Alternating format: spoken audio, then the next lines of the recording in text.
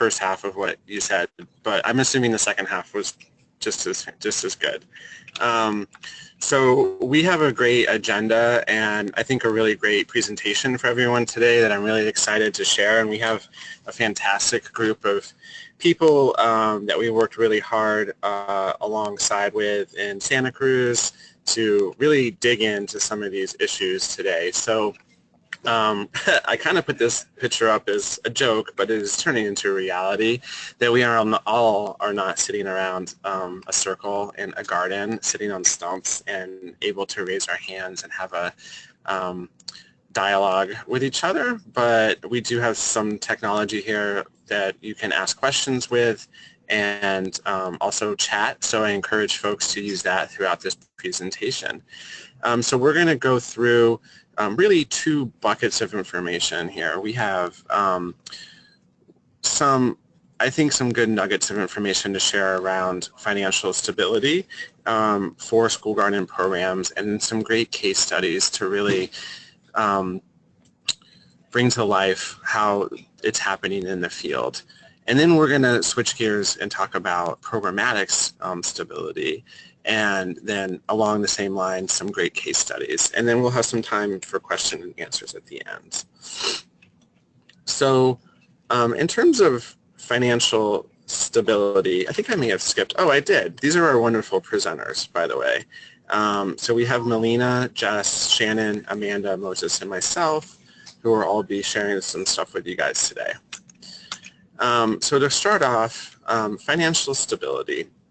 So this is a really broad topic, obviously, and we wanted to choose some specific things to share with folks that really resonated with us as we worked on this presentation. So Jess, you want to go ahead? Yeah, thanks, Sam.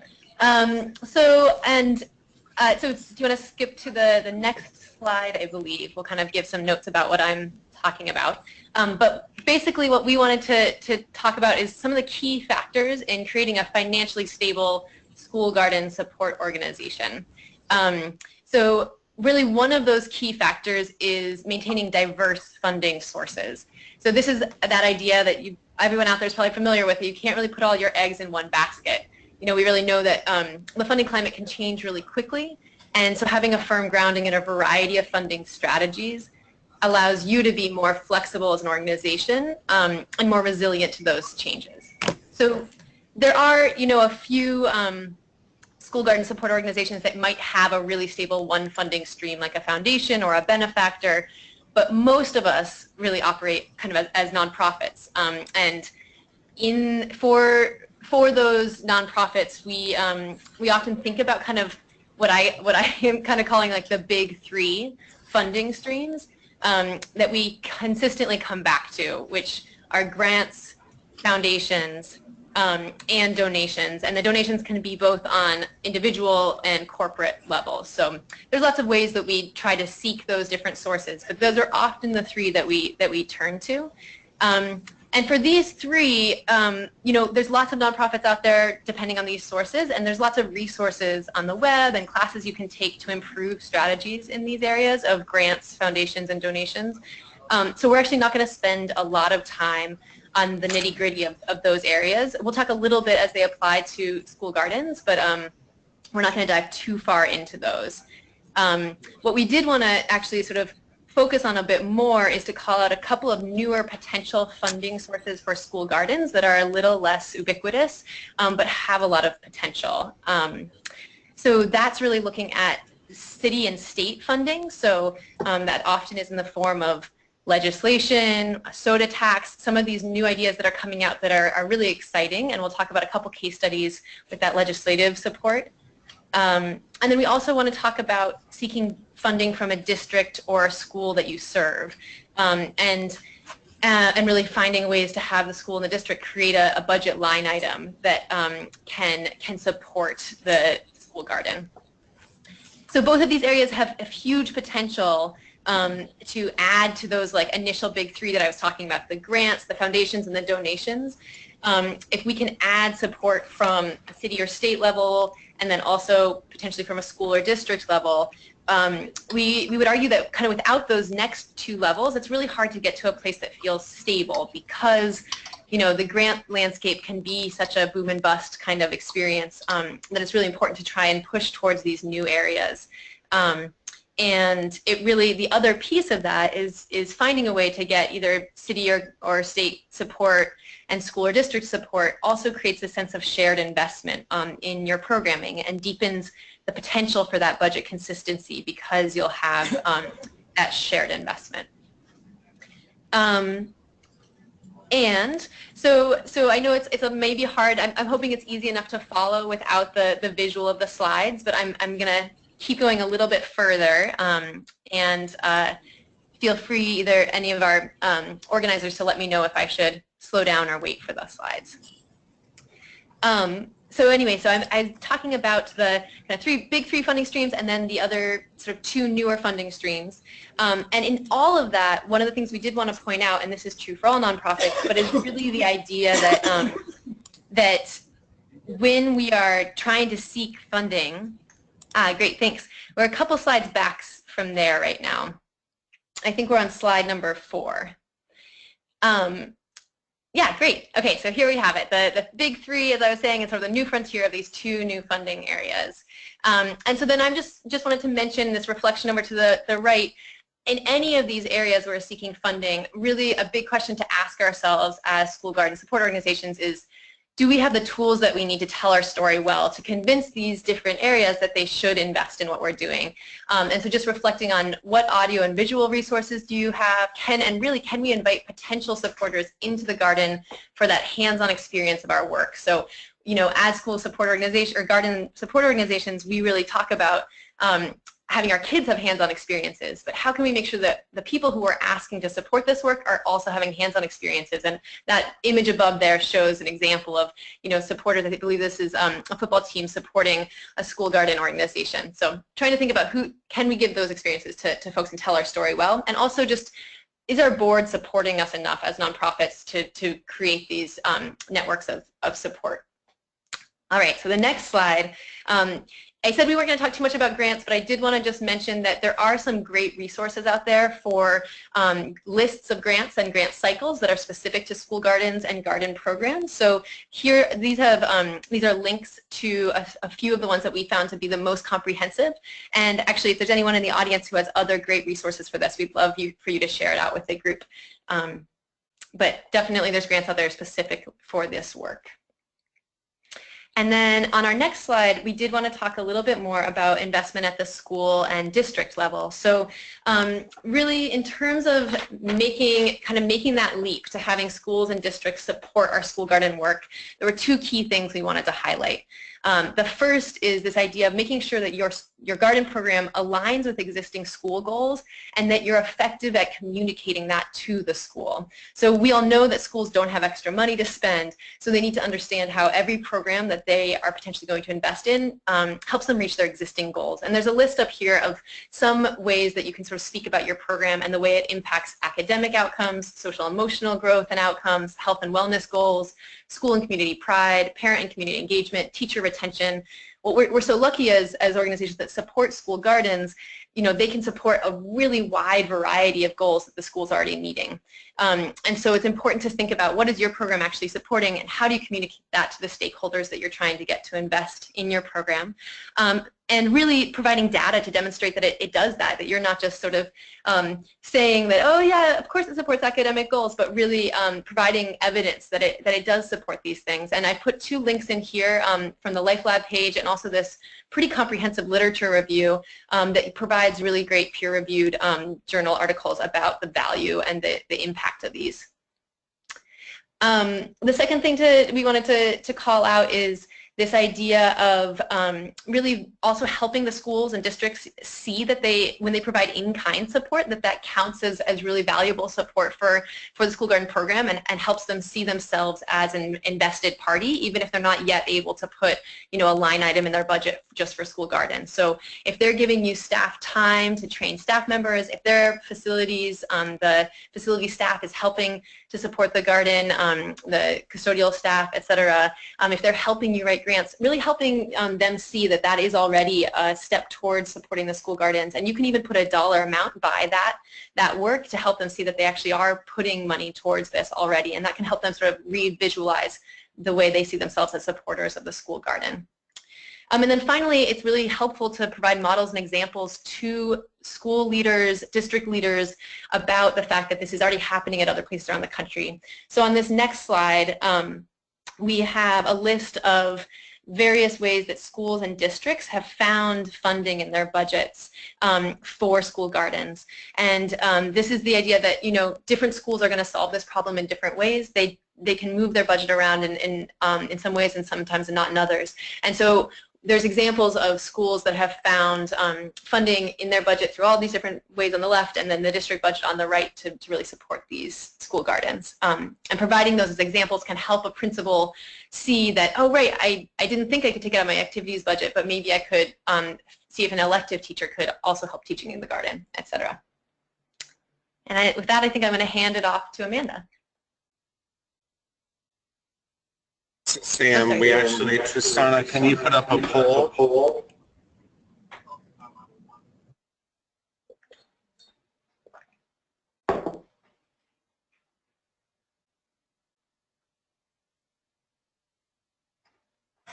We should have a poll, but you all can see the question there, so maybe just think about your answer before it comes up.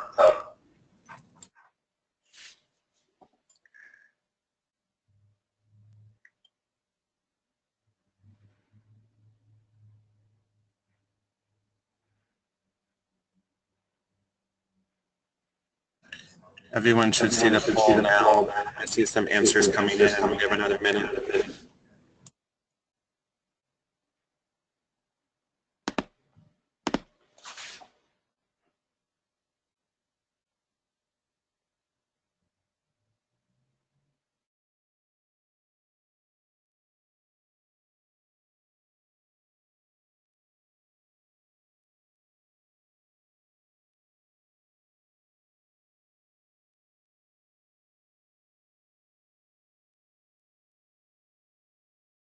Okay, great.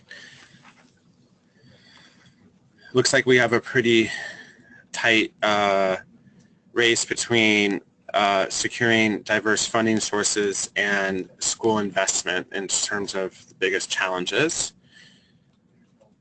Oh, school investments just nudged ahead one. All right. So we're going to move on now to some case studies around financial stability. I'm going to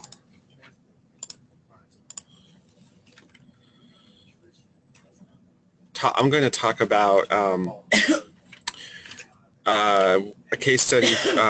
We're going to talk about a case study kind of at a larger scale with a state, and then we're going to talk about a medium scale case study at a district and regional level, and then we'll talk about a smaller case study at a CBO, smaller geographical area, so you get a sense of the different sizes and how it works.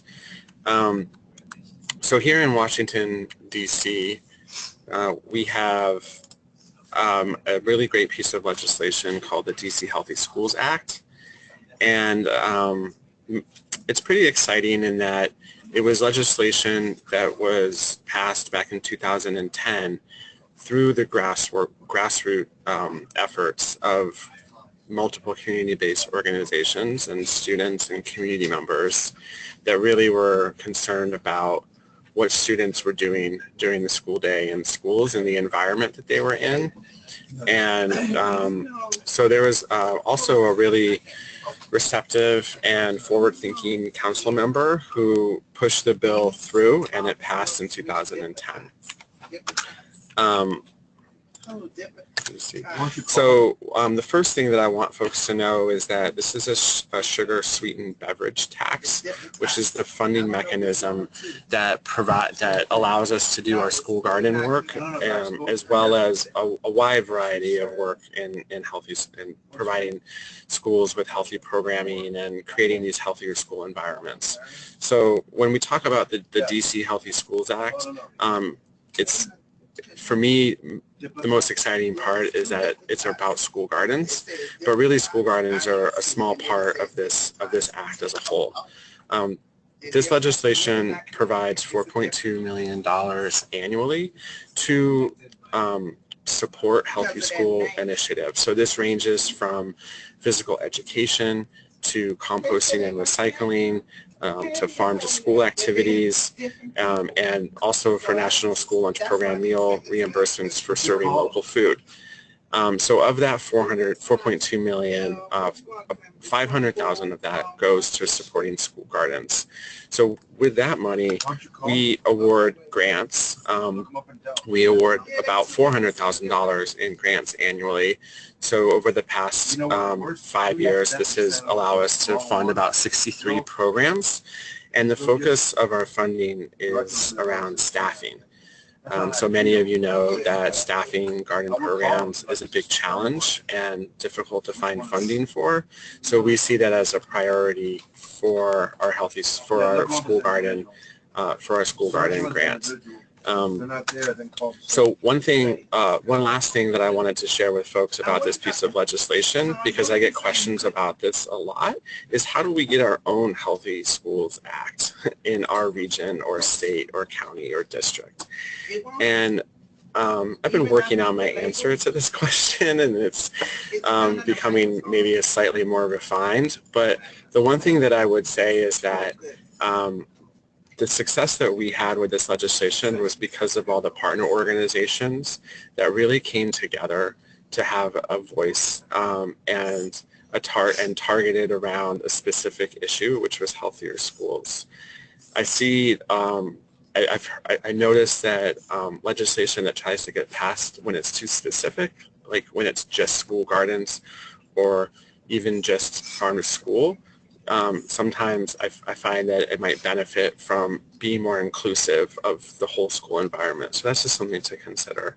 I've also seen that with our growing network of community-based organizations providing support to school gardens, we've been able to leverage that network for additional funds from the state or other foundations. So that's just something to consider as well. Obviously, we're not the only ones with legislation around school gardens and healthy school environments. Here are a few examples. There are probably many more, but just wanted to recognize that there's different ways of doing this and different avenues for the funding.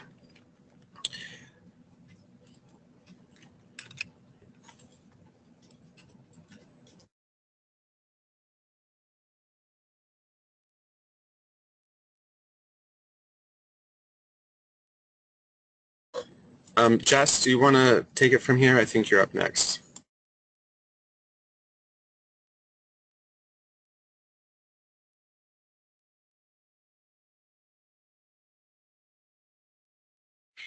All right, so we also wanted to mention that there are a couple other models, and one of the ones we wanted to highlight is this idea of corporate giving, and really that, this comes in sort of the category of donations. We've got individual and corporate donations, and we've spoken with many school garden support organizations that have really highlighted how important it's been for them to find corporate giving as an option. And it's really an area that a lot of folks have not delved into as much, so we want to highlight and encourage folks to seek corporate support.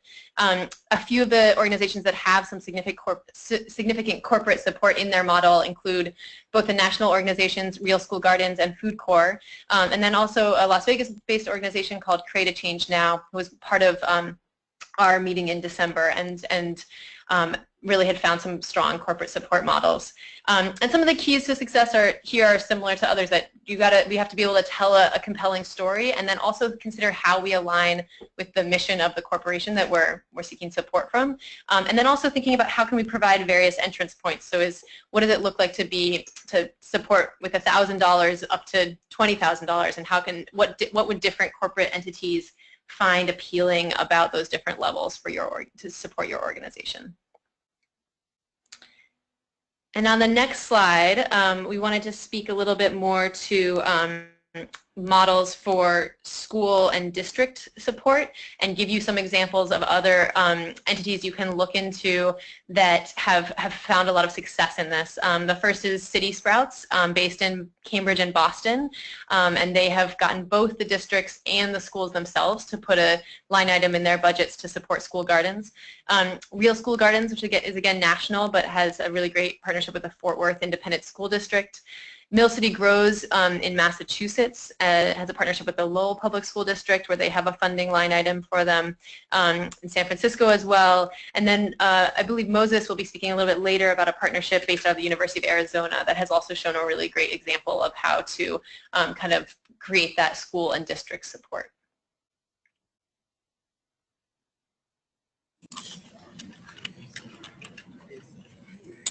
Great, thanks, Jess. So we just wanted to highlight a few keys to success, and it's nothing to, nothing that's probably going to blow anybody's mind, and probably these are things that everybody is already doing, but oftentimes maybe we just get lost in the day-to-day shuffle. I really wanted to highlight this piece about evidence-based programming because I find this especially helpful when justifying the work and advocating for especially school leaders to prioritize this work when they're already up against so many other challenges and tight budgets.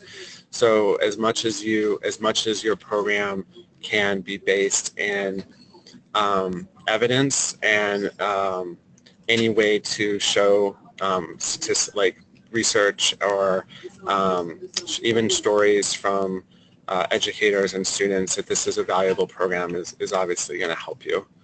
Also, this piece around long-term relationship building, I think for me one thing that is frustrating is that when a school comes on board and they're really excited, or sorry, let me rephrase that. When a school comes on board and they aren't showing the same ownership and buy-in that you were hoping for, just really thinking that it is a long-term relationship and that often success isn't going to be seen for a couple of years. I think we have another poll to share. So if folks can answer the question on the poll, I'll leave it open for a minute.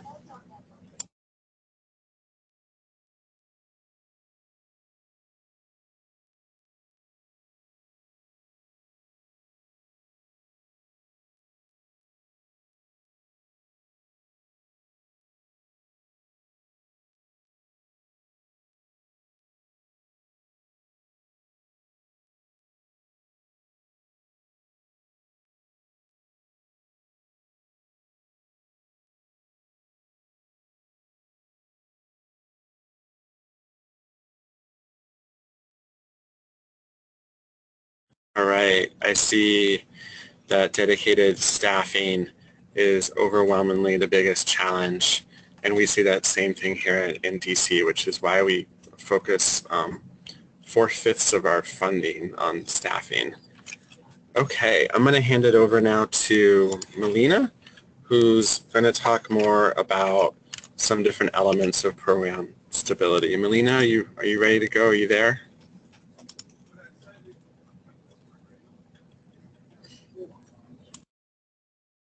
Hello, everyone. Can you hear me? I hope so. I think I've been unmuted. Well, according to that poll, we're all in agreement that it's really important to have dedicated staff for your garden program, and it's also one of our big challenges. So the programmatic stability elements that we're going to talk about are very much tied to the financial stability elements that Sam and Jess just shared. And dedicated staff is really important programmatically for a solid and sustainable garden program at your school.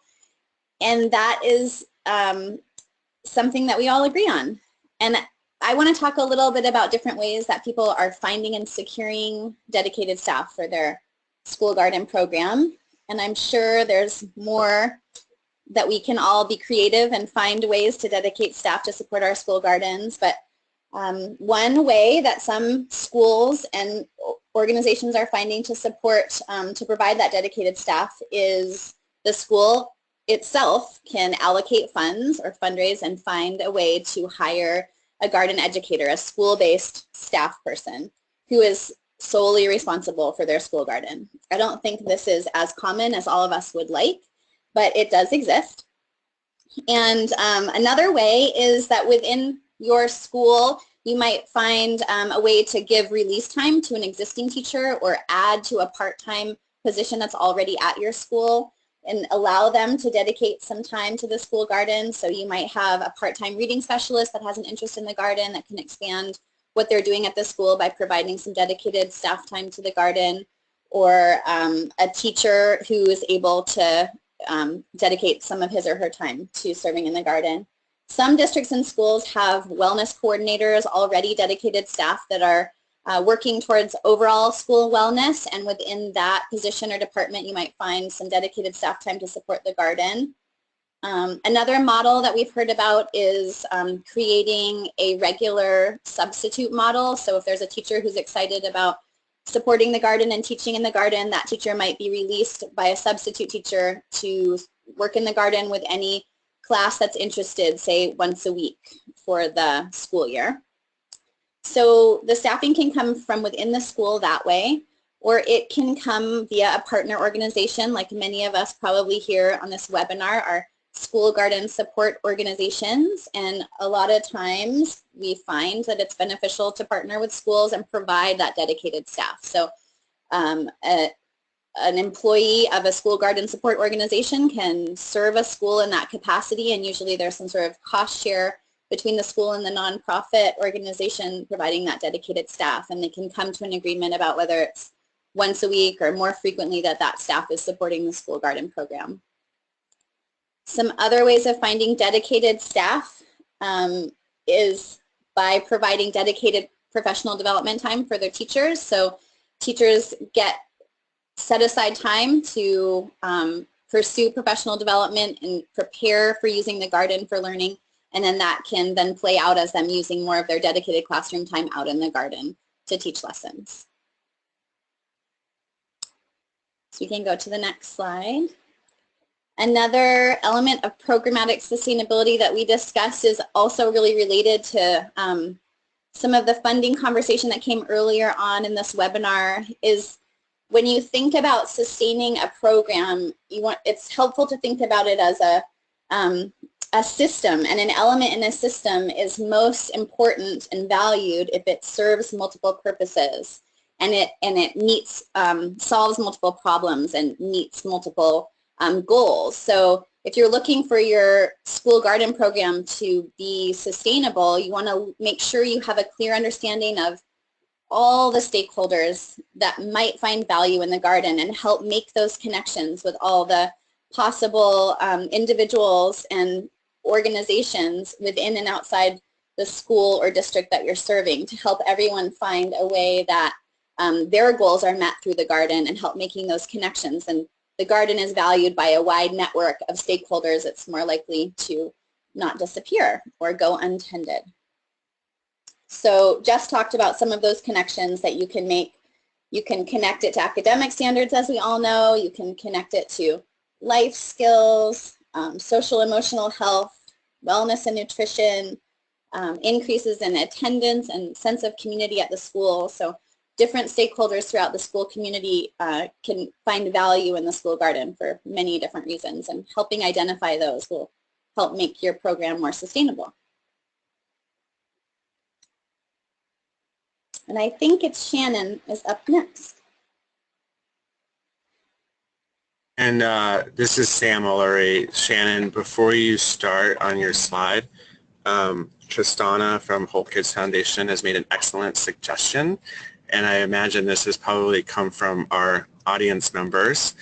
Can we, when we start talking, can we state our full name and the organization that we're affiliated with? And also on the last slide of this presentation, there is also everybody's name and email contact as well. So people will have a chance to get that information at the end. Well, good afternoon. I am Shannon Carroll, and I work with the Let Us Learn program in North Carolina.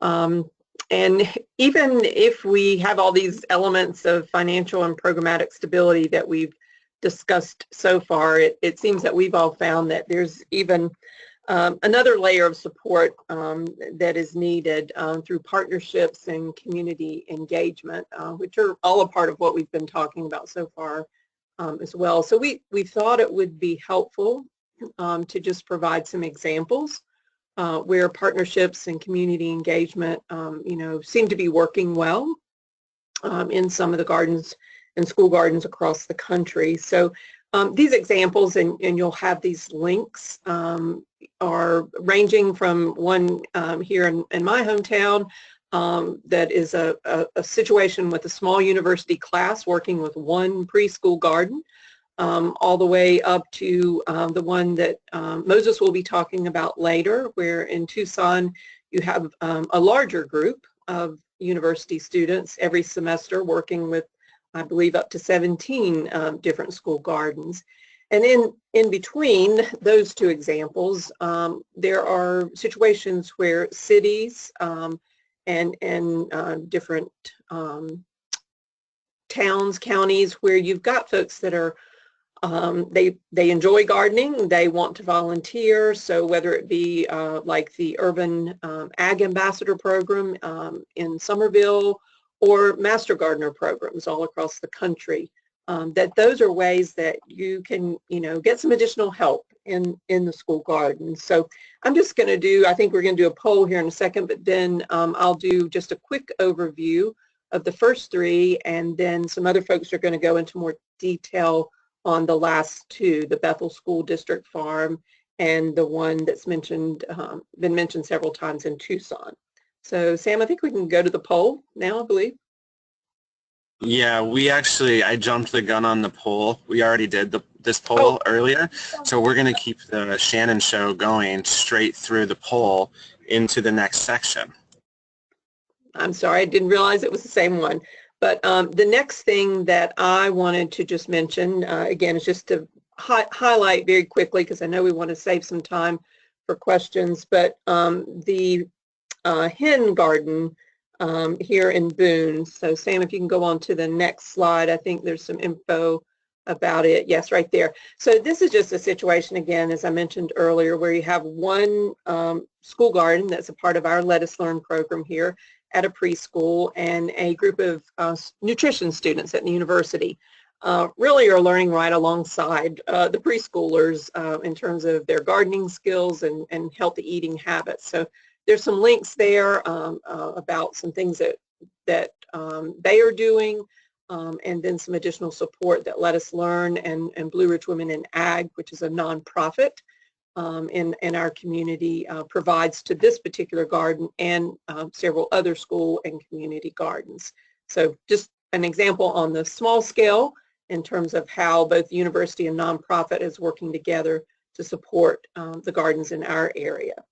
And then the next example, as I mentioned earlier, in Somerville, this is a program where you've got folks that are already, gardeners. They have some skills, but maybe they want to expand those skills. So the city of Somerville sponsors this, provides training, additional training for these gardeners through the Green City Growers, which is a B corporation, a benefits corporation.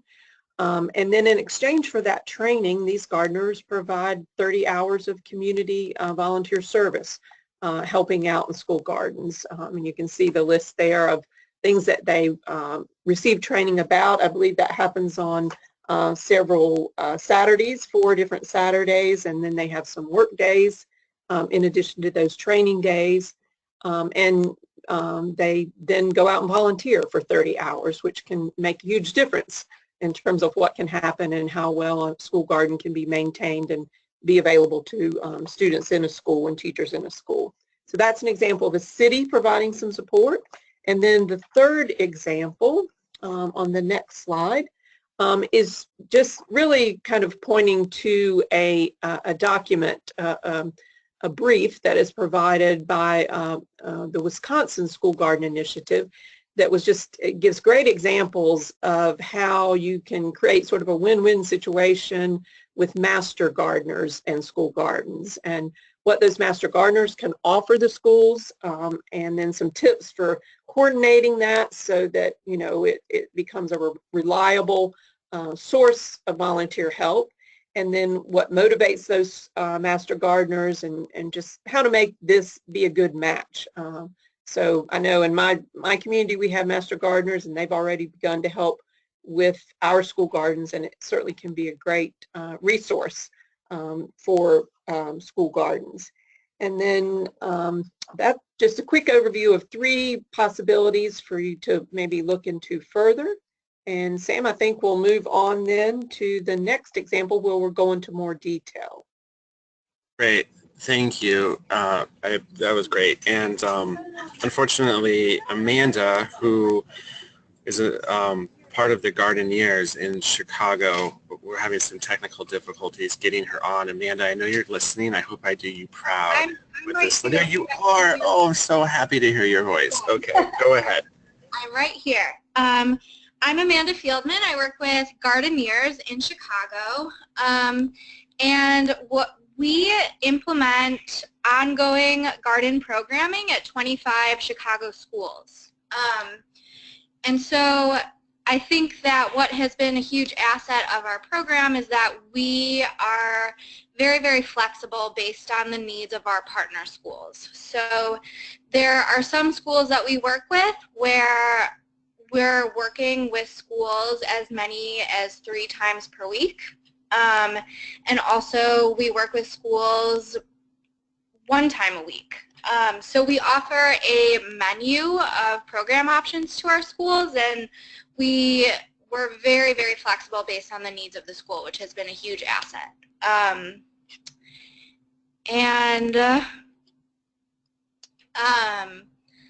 Like Jess was saying, it's been really helpful to have very clearly defined goals and have standards that are Common Core aligned, Next Generation Science Standard aligned, and that's very effective in increasing the buy-in of principals, of teachers, and community. And yeah, and something that's been also very effective for us is engaging community members. So getting parents involved, getting neighbors involved, and having the overall community surrounding the school be aware that there is a school garden space that can act as a gathering space for community members. And just to kind of talk more a little bit about our model, I know that Melina talked about dedicated staff and how critical that is.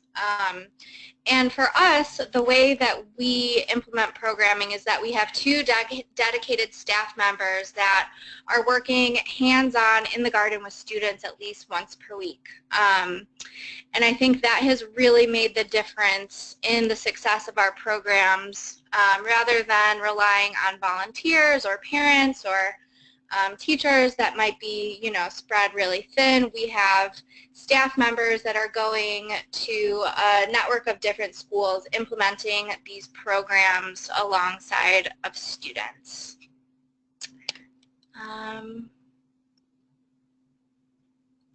Yeah. Great. Thanks, Amanda. Yeah.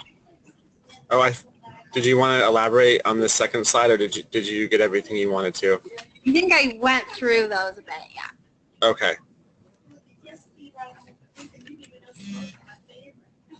Melina.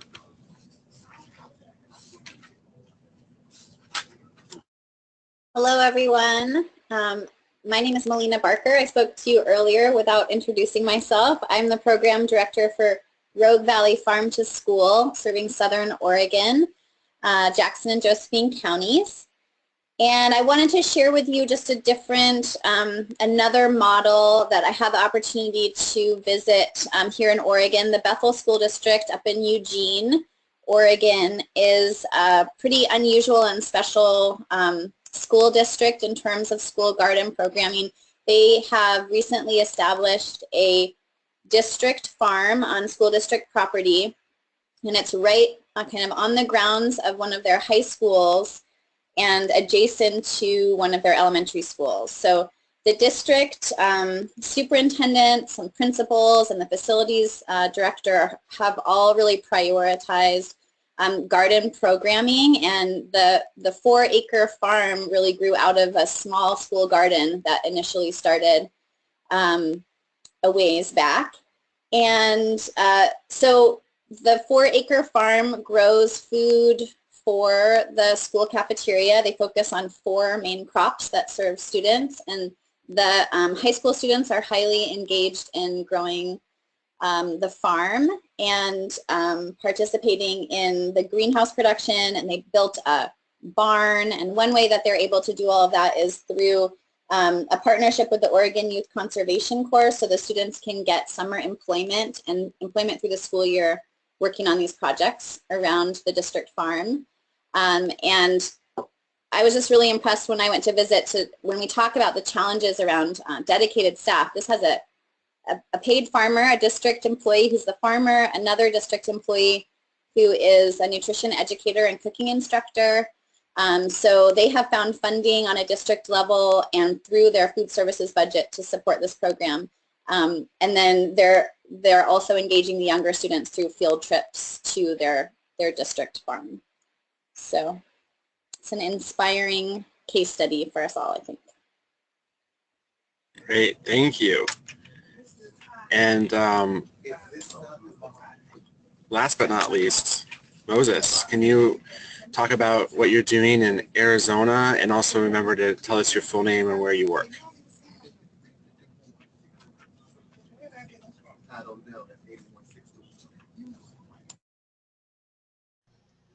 So Moses, this is John. You'll have to unmute yourself, it looks like, under the staff panel.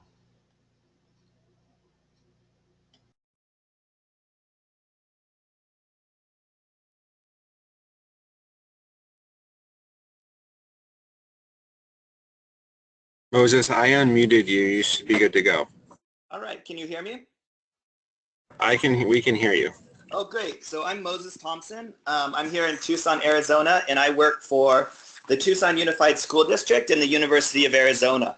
I want to highlight this partnership because I think that it's a good case study in programmatic sustainability, and that sustainability comes through both of these big institutions, the Tucson Unified School District and the University of Arizona, adopting our programs is their programs, and as they have adopted our programs as their programs, dedicated staff have come with that. And so the first example is my position.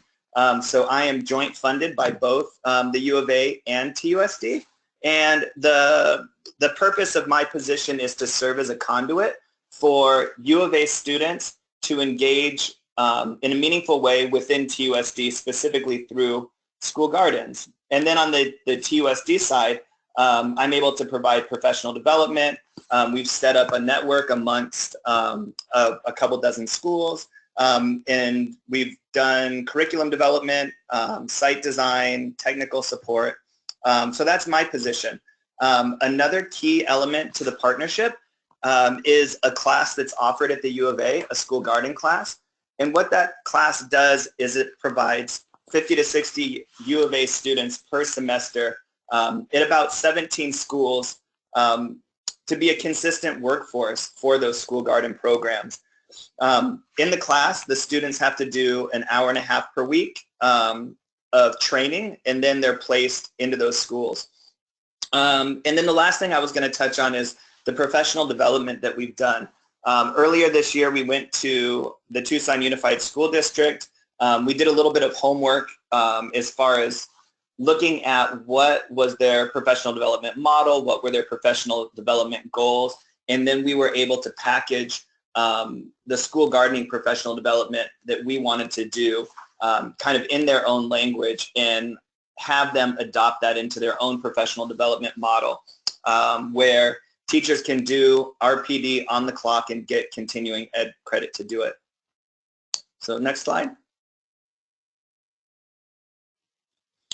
So going back to the class a little bit more in depth, the class started as just an independent study. We had a single student go to a faculty member and saying, hey, I want to support a local school garden. Can you be my supervisor on this, and can you sign off so I can do this independent study? And then it grew to a couple students and then a few students.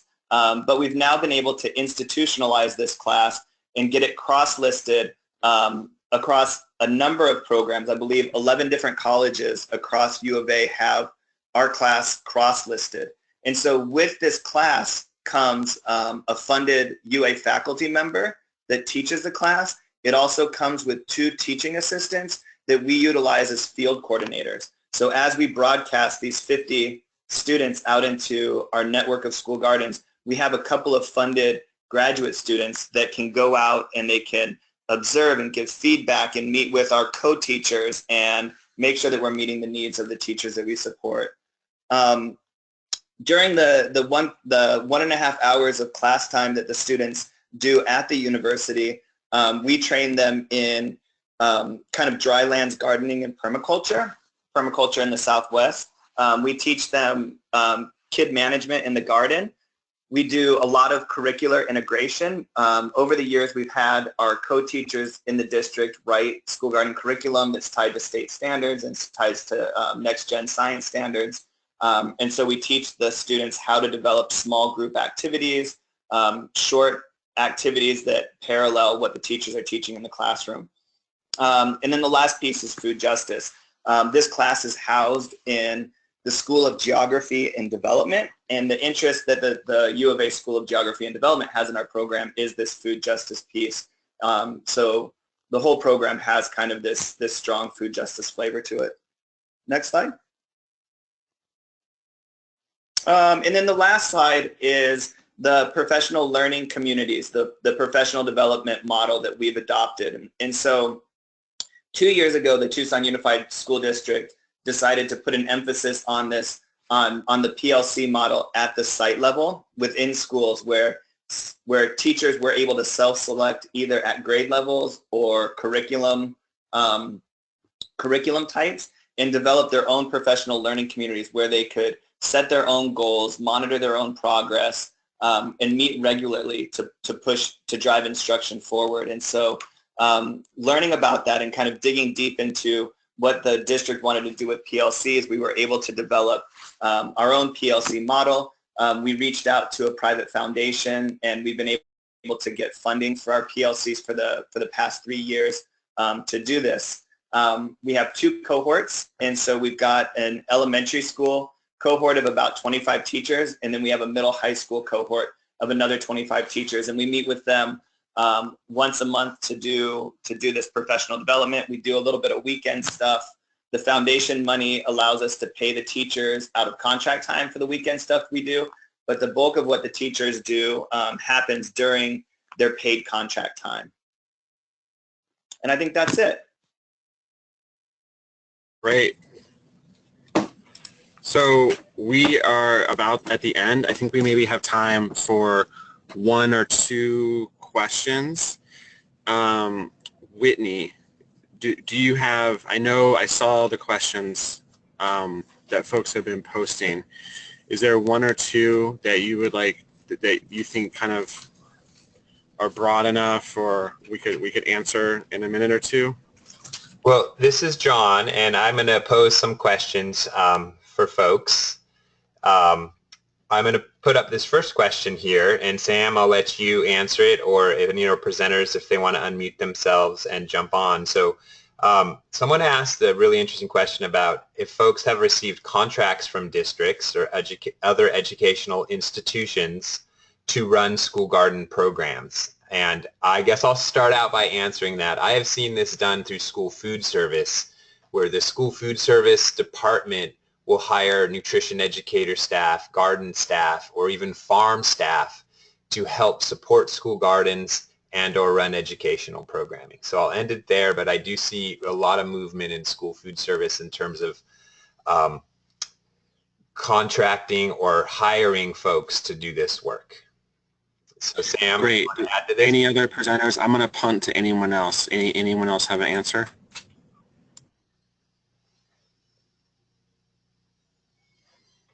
Hi, this is Whitney, and at Mount Diablo Unified School District here in California, the science department of the district contracts with a nonprofit called Sequoia Science Education to provide garden-based science education for their classes. This is Moses in Tucson. Our Tucson Unified School District Food Services Department has hired a garden to cafeteria chef for us, and she also has brought on a full-time grant writer for us.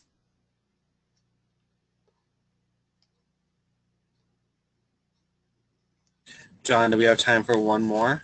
Yeah, I was wondering if anyone, okay, great. Well, this one's actually, I'm going to put out to Moses here. And the question was, are the classes where you have your students involved, are they open to anyone as an elective, or are they specific to a particular department that you've partnered with? And is the question in response to the U of A class? Correct. Yeah, so the U of A class, like I was saying, it's offered through the School of Geography, but it's cross-listed across 11 other colleges. And so people can take the course for course credit from the College of Education, from the School of Business. We're cross-listed through a lot of the like kind of ecology, sustainability stuff. And so there's about 11 different options that somebody can take our course and receive credit for. Wonderful. Thank you, Moses. So I'm going to end out the webinar. We've come to an hour, and this is John Fisher from LifeLab. So I'm going to attempt to get my screen to be shared with you all. And folks can tell me if that is working. Yes. Ah, wonderful. So I do want to let folks know that the dialogue on this topic will be continued various ways. One, will be a recording of this webinar posted to our School Garden group, or our National School Garden Network group.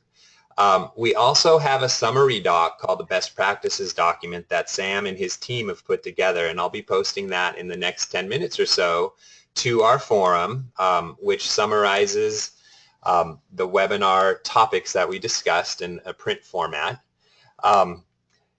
And since it is an online forum, folks are encouraged to continue to share their questions and dialogue.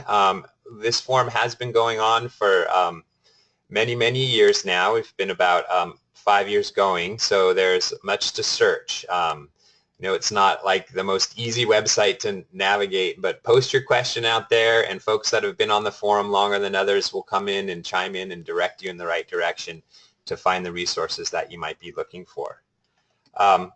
Additionally, we do have future webinars. If you go to nationalschoolgardennetwork.org and click on the webinar tab, you could sign up for our upcoming webinar, which is going to be on maintaining multiple school gardens. That's going to be Tuesday, May 9th at 1 p.m. Pacific time.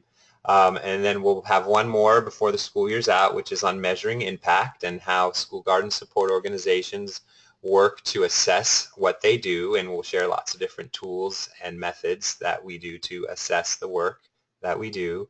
And then we'll come back again in the fall and share some models of how organizations like ourselves train others, and garden educators being a broad term, from teachers to parent volunteers to garden coordinators. And then we'll finish up our series with school garden networking and what is the power and purpose of school garden networks. And last but not least, there will be a evaluation slide, or excuse me, an evaluation link that's going to be sent to you. And we'd love to hear your feedback about the content and how this webinar went. This was the first of these 5 that we'll be sharing. We are working at our kinks, and I thank you for our patience as we worked out our kinks, but it was a complicated task to share many, many presenters, and hopefully you gained some great insight hearing from different perspectives across the nation in terms of school garden support organizations. Thanks a lot. Once again, look for an archive of this at the nationalschoolgardennetwork.org's forum and engage with us on the forum. Thanks for joining us.